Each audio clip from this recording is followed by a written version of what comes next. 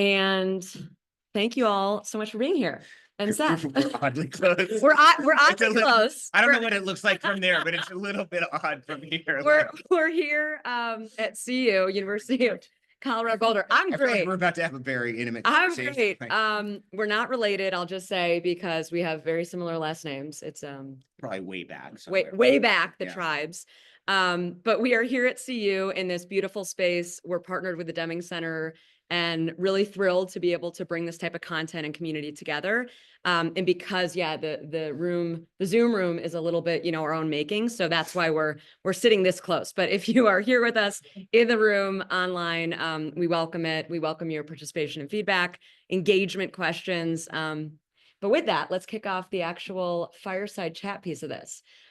So for anyone who doesn't know Seth Levine, and I'm not even going to ask for a show of hands because I'm guessing it's 0 hands.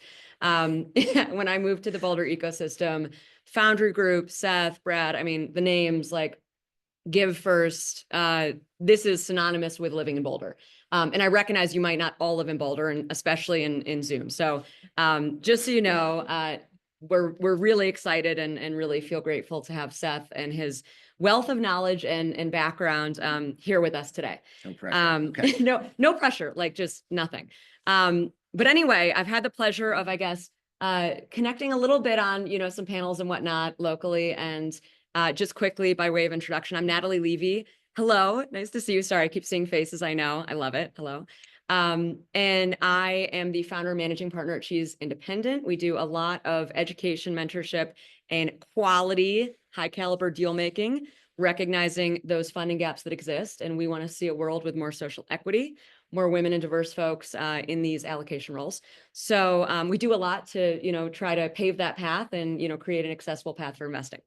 So that's me. I'm going to let Seth give maybe a brief background of his career and kind of how he got into VC and venture. And then we have some questions from there. Great.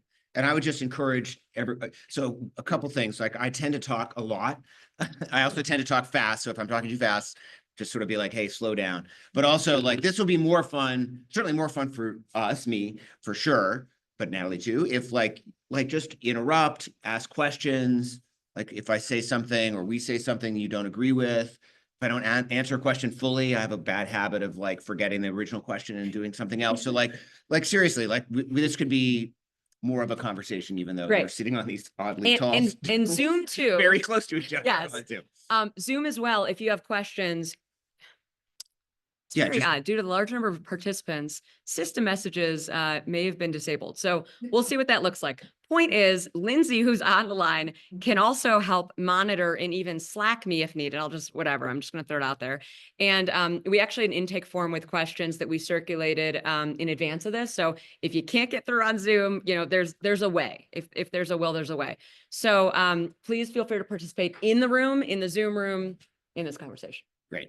And I think now is a really important time to be, I will answer your question eventually, but I think now is a really important time to be talking about this topic because it's like, I think this notion of like, obviously about equity and like, that's all, it's literally under attack like today. And I think it's actually being on a college campus, like makes me feel it very viscerally. I went to a college in the Midwest, small liberal arts college called Macalester. And I was talking to the president of our school yesterday. And it was like coming in from every angle, right? And we have professors who weren't sure if their research was getting canceled. We have students, we have a lot of undocumented students in Macalester as well. We literally were like, everyone needs to come back before the 20th because we don't know what it's going to look like. So we had to like set up housing. I say the college had to set up housing, things like that. And then yesterday we're talking about like, are these students going to lose their financial aid? Like what it's like, we're not going to move away from our commitment at Macalester to diversity, equity, inclusion, et cetera. Like, what does that mean, right? In terms of like, is someone from the neighborhood going to turn us in essentially? And we get whatever, a couple $1 million worth of government grants a year. So like, I think it's really important to talk about it. And for me, that's like this is like the last gasp of the patriarchy, I guess, if that's a way to describe it, of like, but like sort of the old guard, maybe that's a better way of more inclusive way of describing it. But it's kind of the last gasp, but it's going to be like it's going to be a challenging last gasp. So I just want to acknowledge that like it's an important time to be talking about this sort of thing. And in a weird way, I think Trump is like, and what's happening now is almost, almost a recognition that like the world is changing in a weird way. And I may And not feel that no, way, but I have to just jump on this, and I agree with everything you're saying. And by the way, being here, right, showing up for these conversations and using your voice, advocating, like whatever you're doing, thank you, first of all. But why would the old guard be so upset if the world wasn't changing, right? So I'm not saying like I'm just positive, like I'm very real, I'm very authentic, like I call things out if you know me. But at the same time, right, like why are people getting so upset, and why has it gone to this? And I would say, and you know, we have a lot of work to do, but by people that didn't look like the generation before, maybe stepping into more powerful roles, and you know, stepping into things like maybe capital allocation or government, you know, it's like it's scaring people, right? So we need more of this. So please, if you're sitting here and you're saying what that is going on, raise your hand, do something about it, right? Okay. talk more about specific ways to do that. Yes. Now I'll answer your question. Okay. So Seth's background, if we forgot. Yeah, I'm gonna do the super quick version because it's sort of boring. Like Sure, I've been a sure. venture capitalist for 25 years. That's Yeah. kind of my background. And that's kind of where it ends. But I moved to Boulder in '96. This is a funny thing where when I was 11 days old, my dad did his postdoc at NCAR and we moved to Boulder. So I lived in Boulder when I was 11 days old. When my sister was like, not exactly 11 days old, but let's say a month old, she was born in Boulder and we moved back to Boston, which is where we both grew up. And she loves to like ride me that she's a native, which I think is totally unfair. I've lived here longer. Yeah. Plus I lived here when I was like baby. She lived here for like 5 seconds. We all now live here. So it's, you know, we've all been here for a while. Anyway, I moved here in '96. I was living in New York. I did a bunch of sort of boring telecom things and a bunch of deal stuff. And then in 2001, which seemed like a great time to get into venture, I met my now partner, Brad Feld. I started working for him at what was then called SoftBank Venture Capital, worked for him for a while. I tried to quit, and instead we decided to start a firm together with 2 other people, which is Foundry Group. Foundry's raised $3.5 billion over the last, 17 years now. We've invested in companies like Fitbit, SendGrid, Techstars, and then this is our last fund. So like I'm not retired, but in 15 years when the fund is through its thing, we're not going to do another fund for Foundry. And then on the side, I've advised venture funds like literally all over the globe. I've done a lot of stuff, a lot of work in the Middle East. That's maybe a different subject. But I've also worked a lot with sort of diverse fund managers, diverse founders. I wrote a book about almost 4 years ago now that was about the increasingly diverse set of people that are starting businesses, particularly women, people of color, immigrants, as they always have been, Black women especially, right, are the largest or fastest growing group of entrepreneurs in the United States. That book was called The New Builders. And so that was sort of this interesting experience. I got to meet a lot of interesting people doing that. We did a lot of research for that. And then my co-author and I are writing another book right now, which we're like literally in the line edits for, that's due back to the publisher on Friday. No pressure. But that's called Capital Evolution. It's about the future of capitalism. We got to talk to a lot of like super interesting people. Kate Williams from 1% for the Planet, Jamie Dimon, who's the CEO and chairman of JP Morgan, Dick Parsons, who was the chair of Time Warner and then Citibank, but it's like a ton of other people. We got to sort of distill down some ideas around kind of what we started talking about, which is like we sort of lived under neoliberal, Friedman style capitalism for 50 years. Only thing I've ever known. But we see a future that's changing. So the book kind of outlines that. We call it evolved capitalism, but the book outlines sort of the future of capitalism. It talks a lot about sort of middle class economic struggles, contrast class versus race, and I think it's a really good book. Every time I read it, love it. Like I'm in that process of like rereading it and rereading it now, and I think it'll be interesting. So It's not going to be out. Unfortunately, you can like order it in April, but it's not going to be out till this fall. So okay, so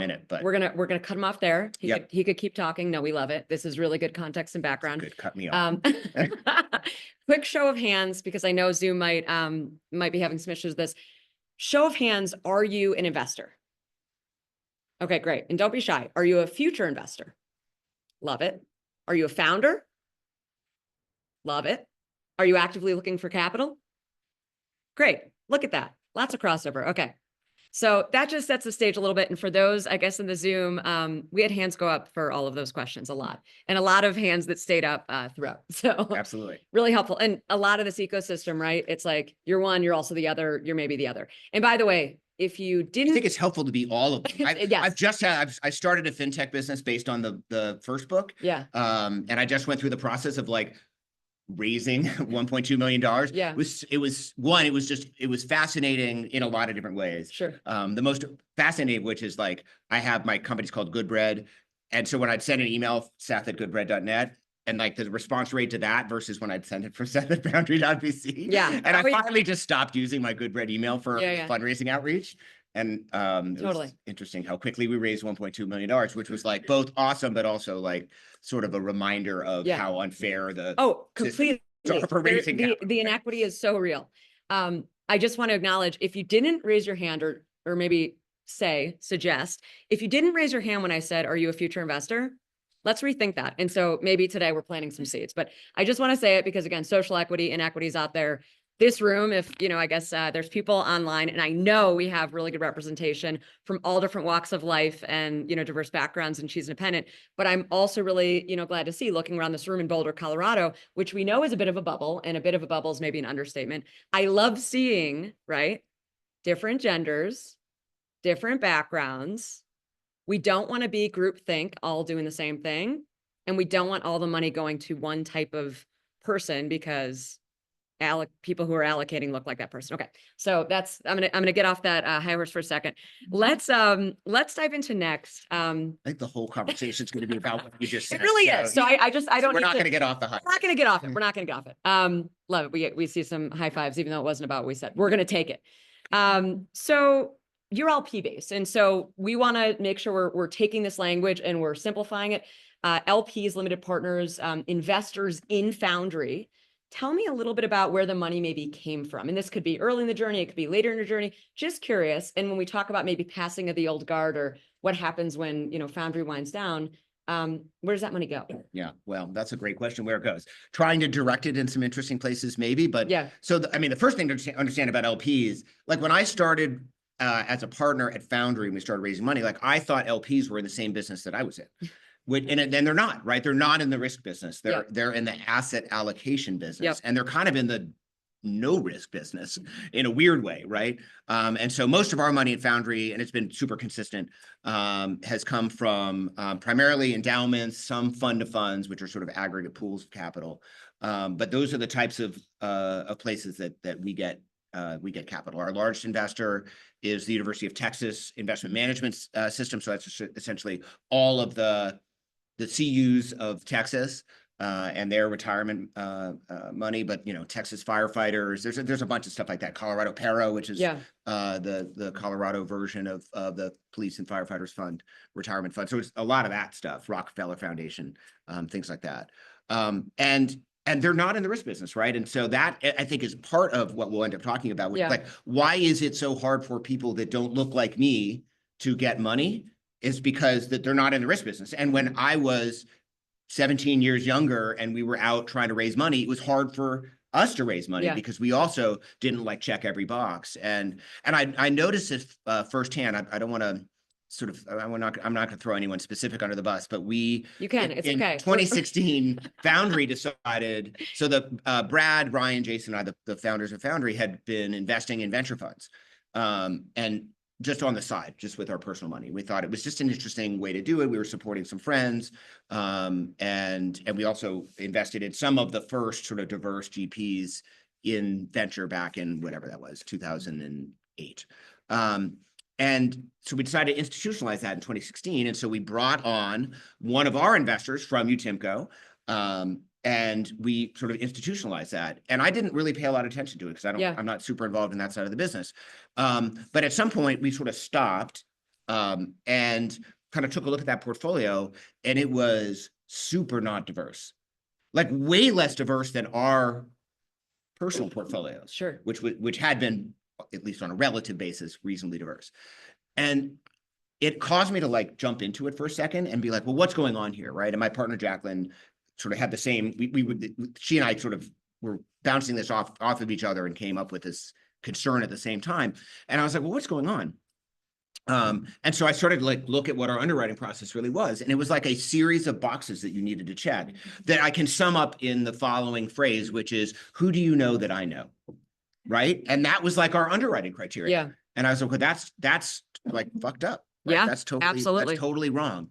And so we stopped for a second and we were like, okay, we need to change this. And we were at the time, we were like almost out of capital to allocate. So we actually raised some additional money and said, no, we're going to do something different. Yeah. And so we ended up, because of that, like completely, I don't want to say changing our underwriting process, but really changing our underwriting process. And that like had a totally different result. And I think if you look at our portfolio of funds, and you won't see this because there's no like timeline on our website for this, but like the funds that we invested in after that epiphany are like way more diverse. Love that. And I think it's really important to understand, because I think what ends up happening is people invest in ways that they're most comfortable with.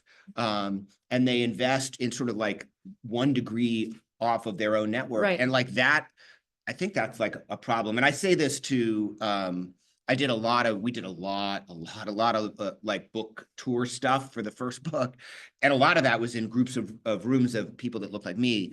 And I would often like challenge them, because it was even for me, and I think of myself, I guess, as sort of like enlightened, but not really. And it was eye-opening to like do the research for the new builders, Yeah. and be in lots of rooms where I was, all of a sudden I was the minority. Yeah. And I was like uncomfortable. So, right. And so that was, and most people who look like me, like have literally never had that experience in their entire lives. And so I would encourage people, but I mean this for anyone in this room, like being in places where you are uncomfortable is how you learn. Huge. Right. And as an investor, mic drop right there. Mic drop right there. Yeah, no, it's important. Yeah. And as an investor, like part of my job is to try to like figure out like what is the future going to look like. Yeah. And the only way that I think you can really do that is putting yourself in situations where you're uncomfortable. And that might be, I'm going to talk to a company, I don't understand what they do, and I'm going to ask a bunch of stupid questions, and I'm just going to have to say, hey, I don't understand this. Yeah. And I'm just going to be okay asking those questions. Or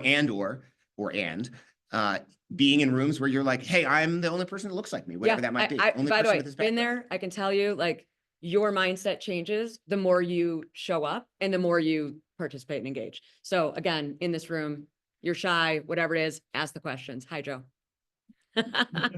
Love all the faces in here.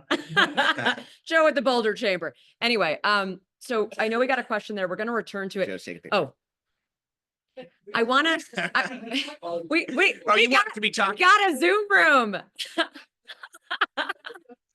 Okay. So let's go back to, I really liked what you said about, you basically took a step back and you said, I'm going to look at this portfolio, these allocations, and wow, there was bias there, or it really lacked, representation from these different things. How many people, how many fund managers, how many people in these allocation roles, like even think about doing that, maybe are doing that? Like, is that something that can happen at scale? And by the way, resilience of investing, like, sorry, I see Henry right over there. I'm just going to call it out. Investing in resilience. It's a conversation we have. I have with many people. I want to bet on those founders that, when had the uncomfortable journey, did the really tough things, grew, demonstrated resilience.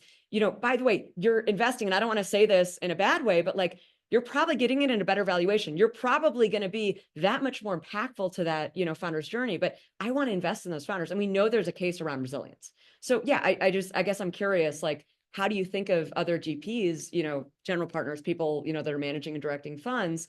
How do you think about them taking a step back and recognizing that bias? I mean, so one, I thought the last Adam Grant book called Hidden Potential did a nice job of outlining the thesis you just described, right? Or Grit would be another one, Angela Duckworth. And so I think that, and I think a lot about that, because actually part of the business, the lending business that I'm trying to build is based on these principles. Sure. So I think that's as not an aside, but just something to think about. And it's a super easy book to read, so it's pretty quick. And he makes these points, right? Yeah. Like actually understanding the background of the people that you're working on, and maybe that person who had a harder journey and didn't quite get to the same place, right? Is a better bet than the person. What's that funny line from some Ted Danson show? And he was like, there's no nepotism. My grandfather got into Princeton, my dad got into Princeton, I got into Princeton, all on merit, just like whatever. He said it more funny than that, but sort of the same thing. Like people, but actually that's important. Like people actually don't recognize where they've been advantaged, right? And I think that's 100% true of GPs. And so like so I've been in venture for 25 years. This is like the third or fourth coming of the we need to do better. Yeah. And the first couple of times it was super lip service. The half-life was really short. Yeah. And then this last time, right, which I think the marker was George Floyd. Yep. So 2020. Yep. The half-life has been longer, but the reversion back to the mean is the same. And I think that's what's so frustrating. And so what's happened, I'm happy about part of this as I think about it, and I'm on LPACs with these people, and I'm happy that they're investing money this way. But what's happened, but it's not the long-term solution. What's happened is we've sort of there's a pile of money that's impact money, right? And some of those piles are big, right? Pivotal Ventures is doing as just one particular call out, because I think that they're outstanding. And there's others, but what they're doing is that's great, right? Or more locally, Gary Community Ventures. But the problem is it's this side bucket of money. And so it pushes people to the side. I sort of feel like that. Back in the day, we used to call entrepreneurs that had also social mission, we'd be social entrepreneurs. And I'd be they just sound like entrepreneurs. Why do we have to caveat it? Sure. Right. And I feel like that to some extent about impact investing. Why does impact investing have to be caveated? When Larry fucking Fink is climate risk is business risk, and everyone needs to, maybe that's not a sideline. Maybe that's, and that again, that's to some of the pushback. That's some of the pushback. Larry Fink got sued by 20 attorneys general because of that. But real quick, I want to dig into something. So it's let's talk about impact investing or giving. See what I say about not answering the question? I'm all over the place. I couldn't even remember the question. It's great, by the way, and y'all can engage. And I know we have some questions in the chat, but I want to point out, I think a lot of times folks that aren't used to investing, they might enter a giving circle or a gifting circle, or, and I don't want to call out organizations, but I think changing that mindset and saying, wait, you can be an investor. And by the way, all of you, even if you're not accredited, the way you're spending your capital, isn't it? How much of the consumer spend is, women directed in terms of, And so if you hear organizations aren't supporting women, aren't doing things for people of color, right? What are we doing with our capital? Larry Fink, BlackRock, when they said, oh, we don't do ESG investing, I said to my wealth managers, I said, you better not touch BlackRock. And they kind of laughed. And by the way, they're not my wealth managers anymore. I'm just going to throw out there with some other things too. I'm moving to a woman. But anyway, what do we do and how do we show up? So I just think educating ourselves and recognizing, even with the money you're paying at the store you're shopping at, right? This all matters. 100%. Yeah. I talk about this a ton in the new book. So great. Read about it in 9 short months.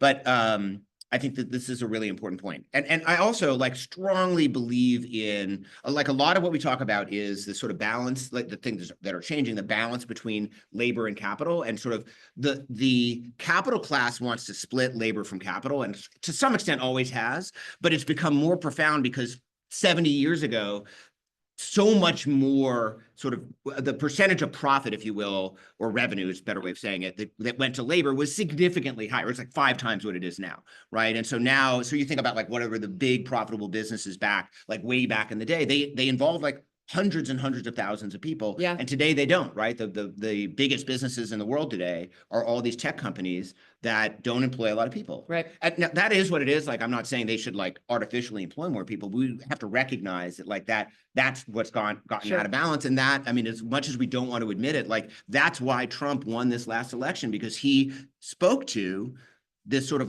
massive middle class, which is shrinking as a percentage, but it's growing in terms of the number of people. And he spoke to those people, and they're having real economic concerns. So how do we bring that back into balance? Well, one of the ways we try to bring that back into balance is everyone should be part of the capital class. I don't know why that's not more of a Republican thing, but we want more, I think, or at least I want more investors in the country and the world. Yeah. And so finding ways for everyone in this room to like be an investor, whatever that looks like, whether you're accredited or not accredited, there are like lots of ways to do that. Some are, as you describe, as a consumer, but there are other ways to think about how to invest in. I particularly like investing in businesses that are like right in your back door, especially if you're going to invest sort of smaller amounts of money, like do it in places that matter. Yeah. And I just want to give a quick shout out at She's Independent. You don't even need capital, and you can be learning how to show up and think like an investor. And we've had people that have joined us and they said, well, I'm not ready yet. Right. And it's like, all right, learn, be a part of it, start thinking like an investor. And then they see a deal and they go, I can't see a world where this deal doesn't exist. And granted, you have to be accredited to do angel investing with us, but making that accessible too, if people want to step into. And I have young women that just say, hey, I want to run a VC someday. I love that, right? Like, are we creating an environment, a space where they can skill build, get mentorship and sponsorship, whatever they need, right? Like, what does that look like? Absolutely. So that makes me think of something I promised it actually will relate in just a second. So one of the things when we were doing research for the new builders that I thought was most interesting is we were talking to these entrepreneurs all over the Main Street entrepreneurs all over the country. And almost to a person, they were like, oh, no, I'm not an entrepreneur. Yeah. And I hadn't like thought about this. And so I did some research into sort of the history of it and how sort of Reagan took this idea of entrepreneurship, kind of morphed it into tech entrepreneurship, used it as sort of a wedge between communism and capitalism, and sort of wanted to show this. And that made sense sort of in that context. But then, 30, 40, 50 years later, we've like narrowed the definition of entrepreneur to like mean tech entrepreneur. And it was really interesting to talk to these and be like, but what do you mean? Like, you're an entrepreneur. Like one of the women that we talk about, and this is an extreme case, but like literally started a bakery business that now employs 16 people with like $57 in food stamps, right? Like that's pretty scrappy. I would think of that as like more entrepreneurial than most of the people that we back. 100%. Yeah. And so I think that's interesting. So now I'll relate it back to like the investor thing, which is like, I think we want more people to think like investors, whether or not you're putting $1 into a company 100%. right now or not. And we need to change the accredited investor rules. Separate. Sure. But I think that's a really important point, which is like, think of yourself as an investor. Yeah. Right? Think of yourself as an entrepreneur. Yeah. So regardless of what you're doing, because you're making those investments, you're doing those entrepreneurial things. I want to talk about something I saw recently, and I thought it was just fantastic. There's this woman, and I'll follow up in our summary to this. I'll mention her name because it's escaping me right now, but she was interviewed by SoftBank, so a big VC in New York, and she's talking about these basically like unsexy businesses. And by the way, if anyone knows the story of Warren Buffett, like, look into him. But she's like, I've made so much money jumping in, and private equity does this a lot, by the way, to these businesses that no one really wants to touch. But there are these things that we can do with, maybe it's tech, maybe it's just operationally. You don't have to be in like sexy tech to be an investor, to make money, right? There's a lot of things out there. And the other thing is, whether it's lending, whether it's, somebody who's a founder and not trying to build a unicorn, $1 billion business, but just wants to help even their community or, put food on the table. I mean, this stuff is truly brilliant. And I know, the new builders, I'm sure you can talk about this all day and what, founders are doing out there, but you can be a founder or you can be an owner, a CEO in so many realms. It doesn't have to be venture backable, to be amazing. Yeah, 100%. There's another, I talk about books like I read a lot, but like another great book I think it's called like The Millionaire Next Door or something like that. And it talks about basically exactly what you're describing. It might be the woman. If it's written by a woman, it might be her. I can't remember the author, but it could be. But it talks about how, like you don't have to be, like you're not going to be like the best lawyer in the world or whatever, but you could be the best carpet cleaning business in Longmont, Colorado. Right. And these are businesses that are, and this is a lot of what we talk about in these builders, like these businesses are the underpinnings of their communities. Yeah. And they're not that sexy, but they're the ones that they're sponsoring the local sports teams that are like super involved. And you want to know what is sexy? Absolutely there. Making money. Owns a bookstore, right? But there you go. But like having a bottom line, right? Like that's sexy, right? Like, again, a lot of people are going for that venture trajectory. And I know we've like taken this thing, we made it this magical, oh my God, it's a unicorn concept and this and that. And we like big TAMs, total addressable markets, want to break down the language. But at the same time, we see a business or a founder that we love. And also talk about where you are on your journey. What does your, portfolio look like? Maybe you're, in retirement and you care about cash flow investing. Maybe venture isn't even the thing you want to be thinking about, right? So just breaking down that kind of investor mindset. And by the way, I'm also working on a book, and so it's really fun. And if you can't tell, I'm thinking about all different types of angel investing concepts and transformation of mindset. But anyway, yeah, just some thoughts. The book writing will be a great journey. That's like a subject for a whole other thing. 5 chapters that I've written in the last week, and I'm an engineer and mathematician. So let me just tell you, it's like I'm in it. It's a lot of fun. The funniest, I don't know if you had this experience. The funniest thing for me is like, I thought when you write a book, like you just start at chapter 1 and then you write the book. And it turns out that's like not at all what you do. And especially in my case, I'm writing with a co-author. And so like we would get, when we were in the middle of like writing, we would get together twice a week on Tuesdays and Fridays, and we'd be like, okay, I'm going to do chapter 6. And she'd be like, yeah, I'm going to work on chapter 10. And then I just finished something in chapter 13. Would you mind taking it? Oh yeah. Mine's crazy. So, for my colleagues that already have access to the draft, I continue to hop around, as I'm sure you're saying. It's a fun process. It's like building a business. It's also cathartic and empowering and all the things. But yes, it does feel like building business. And actually it is, because we're self-publishing, and we'll have to go market. It's definitely a better way to do that. I've had 2 different publishers now, and we probably could have made a lot more money. Great. Well, we'll publish your next one. No, I'm just kidding. We actually owned at Foundry, we started a publishing house. Oh. We briefly owned a publishing house, Nice. FG Press. Turns out it's a really bad way to make money. It's actually a really good way to lose money. So we did that for a little while, published some great books though. And then we stopped it. So I do want to make sure that some of these questions, you're just taking a look at them, because we might want to answer some of these on the fly, or it can be Q&A later, but we also want this to be engaging. And if you have questions in the room, if we've said something and you're lost and you say, what was that? What did you say there? Other people are going to have the same question. So please interrupt us, hands up. Okay. So, we got one right there. But the public actions you were mentioning, we have a newsletter called Contrarian Thinking, and she talks all about not sexy businesses out there like car washes. Lindsay, do you? That's exactly what she talks about, and I'm wondering. Oh, I have to repeat the question. Okay, so we have a question in the room. Kyle, because I know him, he's a local investor. Hello. He suggested or asked if the name was Kobe Sanchez, because she's written on some of these unsexy businesses and how you can kind of turn them around and make money off it. And Lindsay, I know it was one of the things that we were back and forth on. Again, I'll follow up on this. I think between the process of book writing, we have a pitch day next week. There's a lot going on. So my brain is not quite there on the memory retention, but I will get back to you. Thank you for throwing that out. What do you guys look at for businesses that you guys fund? Great question. So first, the great thing about not being a GP and basically running a women-centric angel group. So let's just give a quick shout out to that. We can make our own decisions. Okay. We literally make our own decisions. So if I have a woman that says, I want to fund that, great. How many people are interested in this business? Do we have enough interest? And collectively, we will form a syndication. Or the other day, actually today, I'm going to wire 30 grand to a business I really liked because we couldn't move fast enough. I know the CTO from a prior role. Point is, we will come together so that somebody can say, great, I want to invest 2,500. I want to invest 10K. And together we're one line on the cap table. So it's a simpler process for the business. They may only want to accept a check that's 100 grand. We can come together, pool our resources, but we don't have a mandate. We don't have other investors that are telling us it has to be this thing. So we've really leaned into, I'd say, early stage, but there has to be usually some type of build, not always, because again, we don't have a mandate. So we call it seed plus, right? There's execution, maybe not dollars, maybe there are some dollars, not first money in, not first check.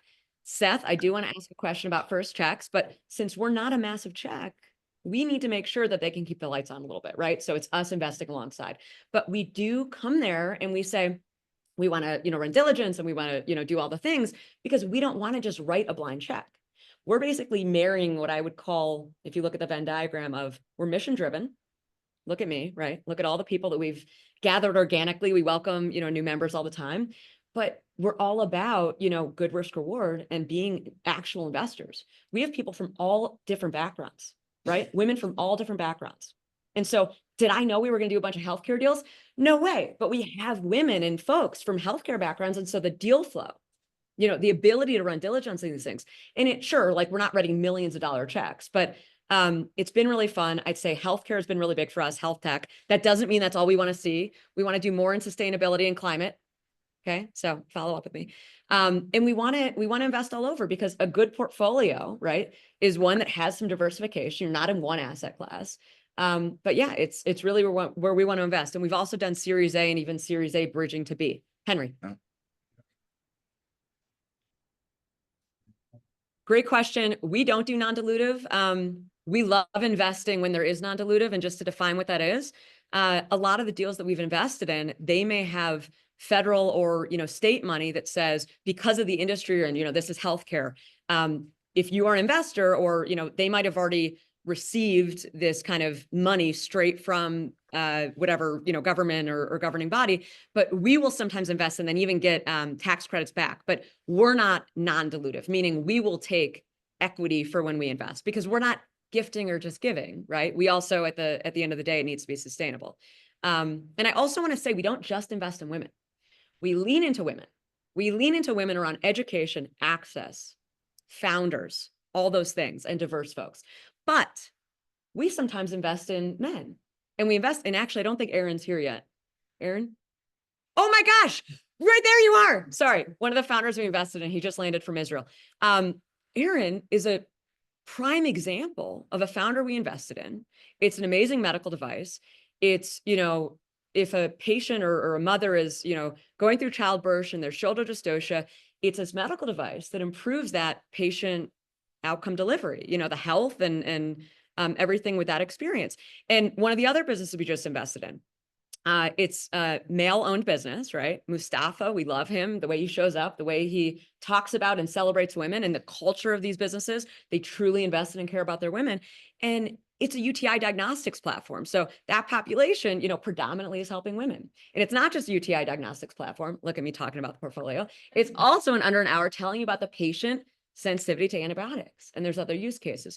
We're doing tremendous investments, but we are looking at culture. If we didn't believe that Aaron built a company within Fetalese that truly gave equity and truly put women and diverse folks like in that growth and in that, position to earn and to win with the business, we wouldn't have invested. So we really do our check boxes. We do have check boxes, but they're like organic, I would say. And it's based on, kind of the water flow of all the questions, the infinite questions that can exist. But we show up saying, you know what, in diligence, you're number two, this woman, she doesn't have enough equity. And if they don't have a good dialogue around that, and we're not banging down the door saying you have to do this, but we're having a conversation and we're seeing how they show up and how they act. What are their actions? Awesome. Yeah, sorry, that was helpful. Long-winded. Eric.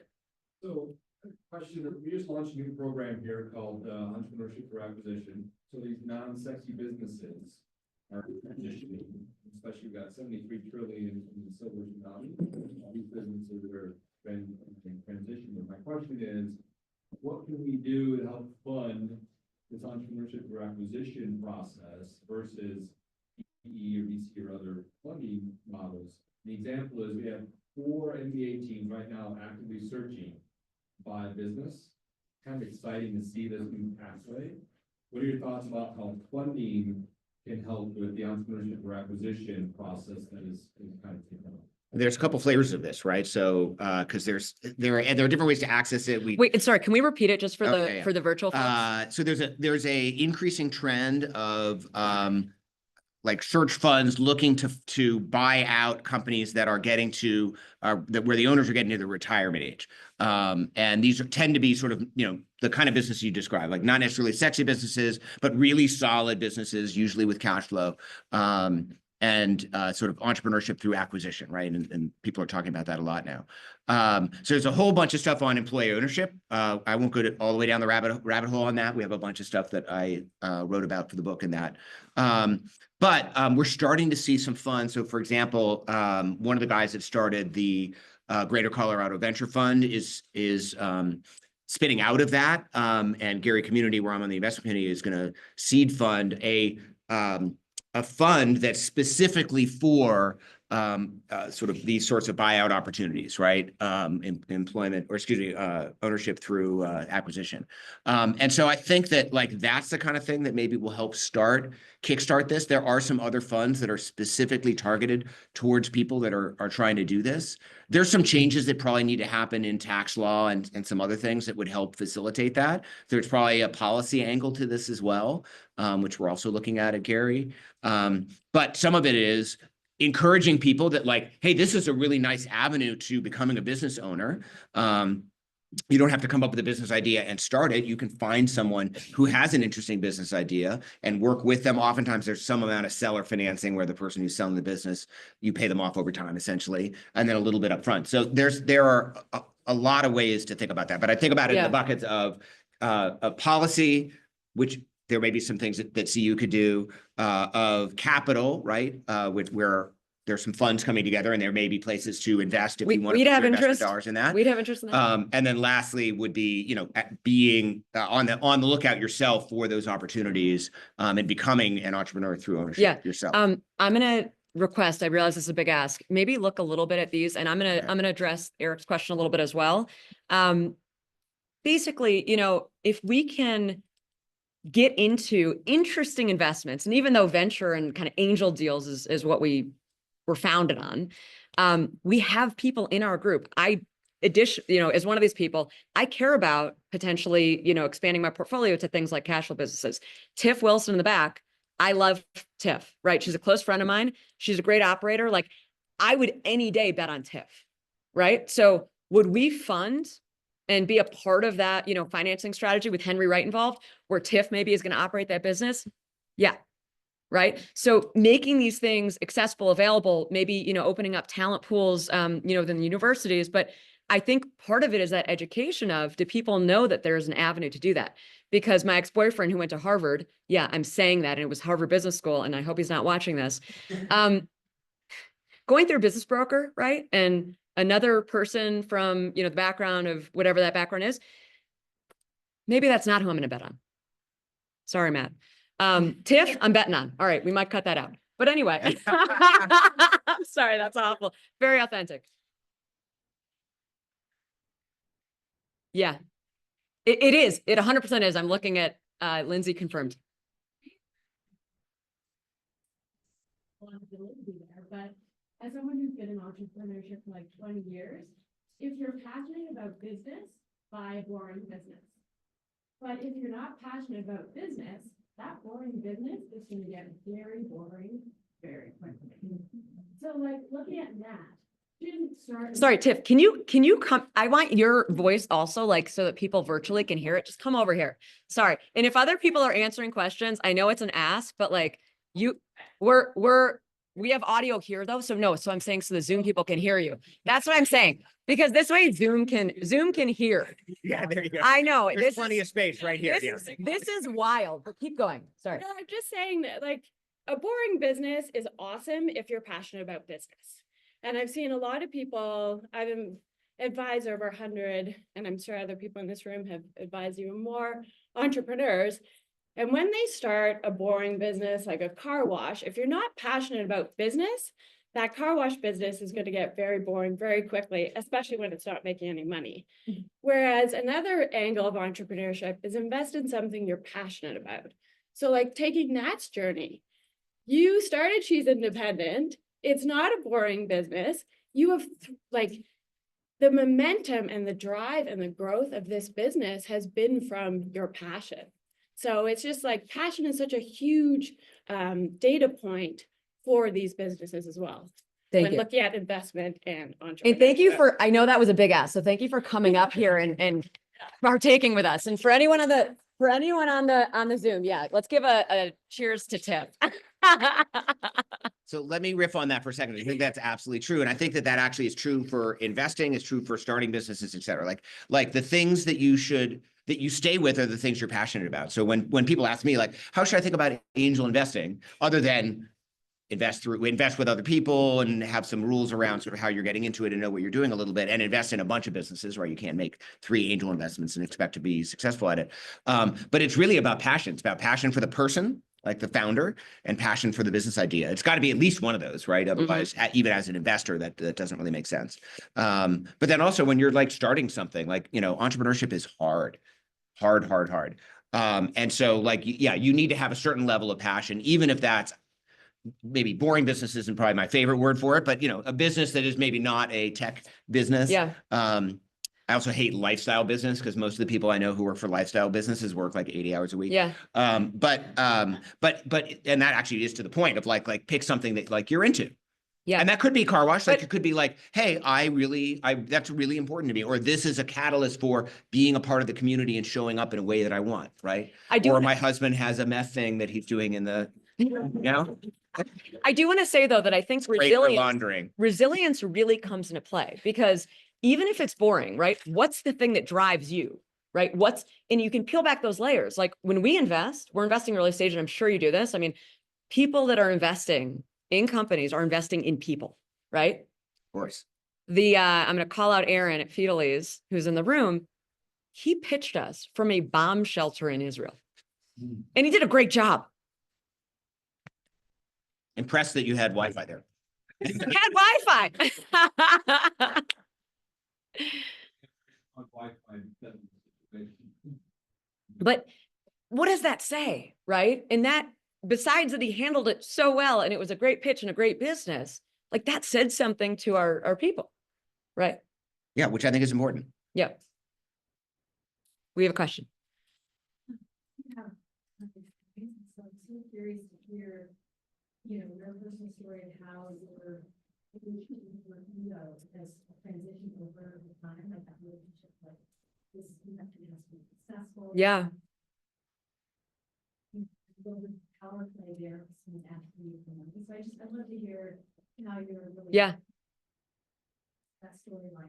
I love this question. Are you open to you don't have to share your name if you don't want. Elaine is asking us in the room about ego and our relationship to ego and maybe how it's changed or evolved as we've invested. Because if you invest, you know, you're banking on it's going to work. And gosh, I have so many thoughts on this one. Do you want to? Yeah, that's a great one. How much time do we have? I'm gonna, so I think it's hard to keep your ego in check, like just period, right? Because it's funny when we decided to stop Foundry, I remember actually thinking like, no one's gonna give a shit what I have to say anymore, right? Like people just care because I have $3 billion sitting behind me.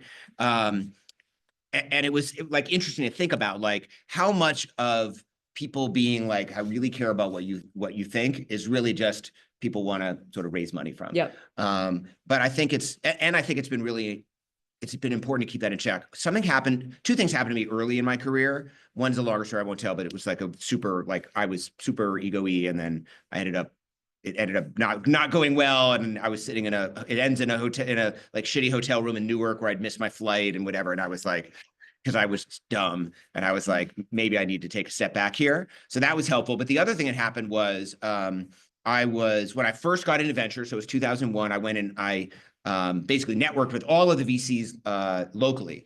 And one of them started just telling stories about, I made that guy this much money and I made that guy this much money. And I remember thinking like, that sounds backwards to me. Like, he made you money, right? Isn't that how it 100%. works? And just for whatever reason, that has always kind of stuck with me. And I try to like remember that. We sometimes at Foundry, we say like, you know, like the entrepreneurs are the rock stars, not us. And I feel like the industry sometimes gets that backwards. And it's not that I think I've got an ego, everyone does. And I certainly fall into that trap from time to time, but I try to remember I don't do any actual work. I don't actually make decisions other than investment decisions, right? Occasionally hiring or firing a CEO, right? Like all of the work gets done at the portfolio companies. And I eventually wrote my welcome letter. So I sent it to every CEO when I started to work with them. And one of the things it says is, I work for you, right? And I try to treat and I understand I'm on the board, so it's not quite that simple, but I try to treat the relationship that way. And so I guess what I'm saying is like, I've tried to develop these hacks to keep my clearly out of, proportion ego in check as much as I can. Yeah. And I love all that. I want to say that as a woman who went through, many years of just being in rooms with men, I don't even think I knew what an ego was, because I might be fighting back tears or holding in vomit because I was so nervous at times. I will say it, right? And we all hear about different forms of imposter phenomenon or syndrome or whatever you want to call it. I only found out I was neurodiverse a year ago, right? Like, why does my brain work this way? And now, there are ways that I show up where I feel so strong and so driven, and I'm so excited about returns in my portfolio of, specific deals, but it's bigger than me, the way that I show up when it comes to investing, because I have such a deep why around it. And I still remember all of those memories, even though I feel confident now about my allocations and my decision making. But I really don't, I don't think I'm fighting the ego thing so much. And maybe that's being So one. go back in time, because I'm curious to explore this a little bit, because this Yeah. I had an experience early on in my very first job where I felt super out of place. Yeah. Like I didn't deserve it, and then something happened that like reinforced that.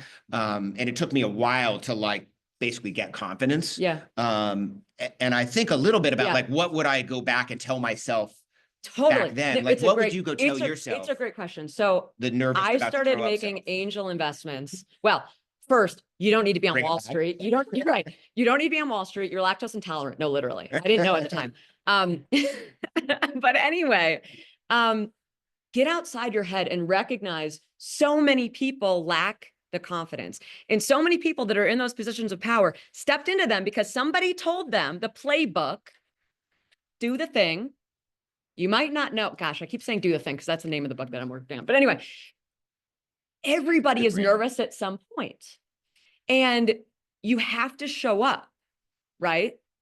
And if I could go back, I'd be like, Nat, you're going to make so much money on these early angel deals. I'm not saying that's going to work for all of you. Like, you're fucking awesome at this, right? And I think I always knew that, I was bright and I could always point to the math or the engineering, whatever it was, but no, like there were all these other attributes and things that I didn't appreciate at the time. And I don't want to say, well, look at my portfolio and my returns. I want to say, look at my resilience. Look at the people around me. Look at the community showing up because I show up for them. That's what I care about. And you're going to make it work in your own way. Thank you, Joe. I think that's super important though, right? Like, Yeah. I think it's really easy as you start anything new, Yeah. right? Especially if you're maybe a younger person, so you don't have as much experience. Like, I think there is this feeling of like imposter syndrome. Yeah. Like, do I really belong here? Should I be here? And I think it's important to acknowledge that like we all have, I still sometimes have those Yeah. feelings. And it's like, okay, just kind of like push those aside. Yeah. Hey, I'm up here with Seth. Okay. And I have Like- imposter syndrome too. I'm just Why do saying, these like, people care what I have to say? this is great. Like everyone, right? Like own it, step into it, do the thing, try tough things. That's going to You're make you branding stronger. again. I know. Love I'm it. not even, No, it's good. I'm not even a brander. It I means said- it's a good title. I love it. I love it. And I will say, I'm gonna give a shout out, Dr. Edong, who's on. Gosh, it was so amazing meeting you, when you were here in Boulder last week. Hello, I'm giving you a shout out. And her sharing about, the way that I talked about, everybody's going to lack the confidence. No one's going to say I'm 100% confident to write these checks, but the way you can step into it and transform your mindset. I mean, it's such a big thing. And that's why Dr. Edong's with us, right? It was hearing that journey and saying, oh, wait, I can do this. So everything is a reinvention of mindset. I feel like, unless you were born into a family where, I don't know, like you had tutors that said, hey, this is how to do everything. Like, and even that person, right? Like they're going to have confidence issues. Everybody, you have to grow. You have to evolve. Yeah, the last thing I'd say is in investing, you're judged by your successes, not your failures. And the Yes. failures tend to come first. So you've got to maybe you're judged a little bit by how you respond to your failures. Sure. I think that's really important to remember. Sure. But everyone who's been, I say this to people all the time because they're like, oh, what do you think about this? Like, just to remind you, like I'm wrong 70% of the time. Yeah. Like absolutely wrong. Or And not maybe only- 90 and still you can crush it. And not only wrong where you lose money, I mean wrong where you didn't invest in like Lyft, Right. right? Or Twitter. Right. Big deals. Actual examples. Yeah. So, Yeah. like it's just Yeah. helpful to point that out. I Sorry, love you it. had a question. Regarding imposter syndrome, I feel like people that have the highest potential are also the ones that often, high imposter syndrome. And I think it's such a mindset shift to just get over that and recognize that. And to your point, right, building the resilience and failure is not, failure is when you stop, but resilience. is Yeah. really Absolutely. Mar- steps. Martina in the room because I also know her. She's sharing some great insight around people often with the most imposter syndrome or the biggest cases of it often have the most potential, which is just a great point. Which goes back to grit and, right, like Yeah. people who had to like actually work harder. Yeah. And by the way, like, would I have this resilient mindset? Would I have been depressed by this awful ski injury that I'm still working through if I didn't go through all the other hard things first? Probably. But every one of these things that, you know, like shot me down, it's like, all right, I'm going to come back a little bit stronger next time. So yeah. And also use the sun a little bit more. We have another question in the room, but we also have some questions on Zoom. So let's quickly do the question in the room and then we'll get to the Zoom. Ego and imposter syndrome, flip it to the other side, the entrepreneur side, right? And when you're going to invest in somebody, how do you think about breaking down that ego of maybe they're faking it till they make it, maybe Yeah. they're not being transparent. How do you think about that as investors? on that Yeah. side? Because I do think it's what tends to drive a lot of where investment goes is the person fakes it till they make it. It's a great point. So we have a question in the room. Want to share your name? You don't have to. Lane is asking us about how might we understand ego or getting transparency around, you know, what a founder is sharing around a business when we're investing. So I have thoughts, but I love that question. Because I think one of the things I try to underwrite for the most in founders is humility. And it's hard to, you can't just like, hey, are you humble? Let me just tell you how awesomely humble I am. So you have to find other ways to sort of go around it, but it's one of the reasons why I remember, so the beginning of the pandemic, the first investment I made in the pandemic, and it was only over Zoom, and it was a $25 million check, which is for us, it's a big check. And I remember being like, I'm really worried about, I didn't get to like spend the kind of time I like to spend with this team because we're over Zoom. And we did, I mean, I spent hours and hours and hours with the team, but it's different to like go to dinner or go for a hike and, you know, all these things that are sort of ways that we try to get people out of their element a little bit. Like when they're there pitching and everyone feels like you're pitching, everyone's on their best behavior. And it's just like, it's helpful, but doesn't get to these questions. And so what we try to do is to have different situations. One of the ways we do it is we have lots of meetings. So instead of having like 1 3-hour meeting, we'll break it up and have multiple meetings so we can sort of see people. I purposely try to schedule like different times a day, different days of the week, stuff like that, just to see sort of how people are. I try to get to know them, ask them some personal questions about like themselves, their family, their motivations, all that kind of stuff. But really important is also like going out to dinner or taking a walk or whatever the equivalent is of that makes sense. So you get a little bit of time with them kind of out of that pitching element and specifically looking for humility. And we also very much look for humility. And like, if a founder's telling us they're going to build this thing to, you know, hundreds of millions of top line revenue, and we see lacking, you know, execution and, you know, missed things, we will literally ask questions about, oh, you know, are you planning to hire an operator? We'll get to these things, even if we don't directly ask the question, because you can't necessarily and say, hey, how big's your ego? We will get there, right? And something I didn't say earlier about that Venn diagram of investing, it's not just data. A lot of it is the people, right? And it's a lot of that interpersonal and how are they working with you and learning about them, you know, through that kind of diligence or getting to know each other process. And you should be doing the same with your investors.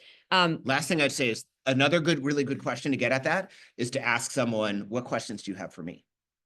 Right. And then you get a sense for what do they think, you know, what have they thought about? And do they ask you like an operational question? Hey, we're struggling with this or that, right? Or maybe you ask them, what are you struggling with? And if they're like not struggling with anything, it's like oh, we don't have any competitors. Like, okay, that's not an answer. Yep. And so that's usually negative sign towards what you're describing. So I know we're up to time, and I just want to make sure we're being respectful in this room. We do have questions over the Zoom, which we can also try to, okay, we have a few more minutes. So maybe let's try to grab a few in the chat and I can scroll if. Okay, no, I saw there were a couple that related to like, what do we do now that like this Trump stuff is happening? And I mean, my view is like, not head in the sand, don't do anything different, but like we win because we know we're on the side of justice, right? It's the MLK quote. Like maybe it's not arcing quite so artfully. So it's a bit fits and starts, but like we win because we're doing things that are the right things to be doing. And that is to continue to invest in climate, to continue to invest in diverse founders. We know that diversity brings better business outcomes. Like that's like I actually wrote a line about this in the book. Like it's a perversion of capitalism that boards, for example, are not more diverse because we know that companies that have more diverse boards have better outcomes, right? So like higher ROI. So like we should continue to do those things and not ignore what's happening sort of nationally. I also feel like being in Colorado, I say this to my kids a little bit too. I've got not really teenage kids anymore. Well, I guess one is still a teenager. But you know, we talk about these sorts of issues, and I'm really trying to encourage them to be empathetic, right? To like understand the privilege that we have. They have privilege in lots of ways, and not in other ways, right? Each one of them in their own way is part of a minority group, all of which are being targeted by Trump in one way or another. And so recognizing that, but also recognizing that we're in Colorado, like, and then how can we be helpful beyond ourselves then? And I think that that's something, I think, again, I think we're like Trump wins because he's selfish and he wants people to act in their like near-term blatant self-interest. And we fight that by acting selflessly and being empathetic and caring about others. And like, that's to me, and maybe this is just Pollyanna, but like, that's the antidote. Yeah, I love that. So maybe we'll end on that one. I know that covered a few of the questions in the chat. So thank, Seth and everyone for being here and the engaging, inspiring conversation, insight from the room. We have so many great, minds here today. We will send a follow-up email from Nat. Thank you. Insight from Nat. I love it. Now he's calling me Nat Tiff. So if We've been on like 4 panels together. I feel it's like great. we're Gonna have another one. nicknames, yeah. we're gonna have another one soon. But yeah, I mean, if you liked what you saw, share feedback, please, spread the word on what we're doing. Show up, think about investing, think about, where your capital's going, and check out Seth's, I guess, multiple books, and then, keep an eye out because I'll have a book as well soon. Thank you. Thank you all.